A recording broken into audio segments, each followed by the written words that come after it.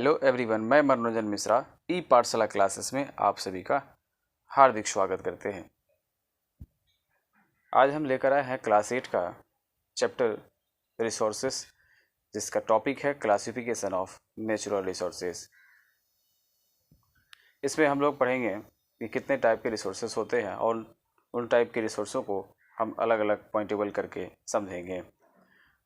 जैसे कि लिखा है कि there are 2 types of resources. पहला है रिन्यूएबल, दूसरा है नॉन रिन्यूएबल। अब इसके बारे में हम आगे समझते हैं।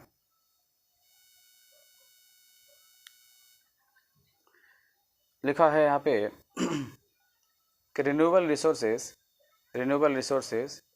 Are those which get renew और रिप्लेनिश क्विकली। इसको हम आसानी से रिन्यू कर सकते हैं और रिप्लेनिश कर सकते हैं।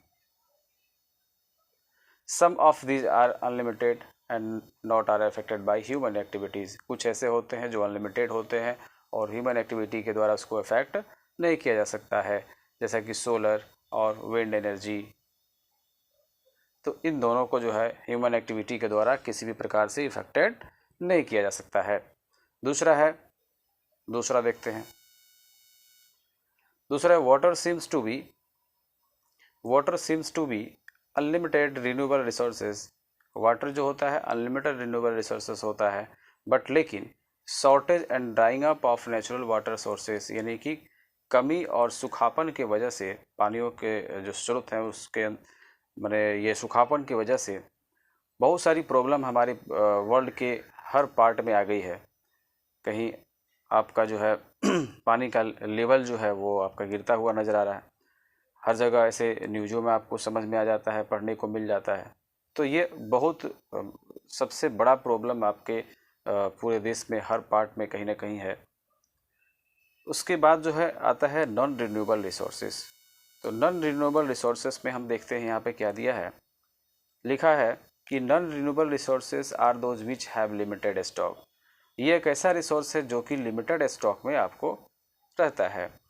फिर लिखा है यहाँ पे कि once that stock are exhausted is it may take thousand of years be renew या रिप्लेस। ये ऐसा रिसोर्सेस है जिसको हम हज़ारों साल बाद जो है इसको रिन्यू करते हैं, रिप्लेस होता है हज़ारों साल बाद। फिर नीचे लिखा हुआ है since this period is much more than human life span.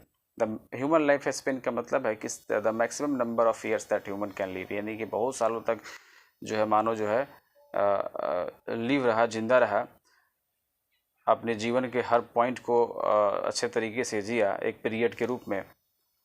तो सच रिसोर्सेज आर कंसिडर, तो उसके अंतर्गत जो भी रिसोर्सेज आपका रिन्यू हुआ, रिप्लेस हुआ, जैसे मान लीजिए कि हमने 50 साल तक या 100 साल तक हम अपने आप को जीवित रखे और उस 50-100 साल के अंदर में जो चीज़ उसमें हमारे रिसोर्सेज में बदलाव हुआ उसको हम लोग यहाँ पे कैटेगराइज करते हैं और लिखा गया है कि ह्यूमन लाइफ स्पेन जो है आपका उसका पीरियड होता है ह्यूमन सच दिस पीरियड, यानी कि ये पीरियड जो होता है ह्यूमन लाइफ स्पेन से ज़्यादा होता है।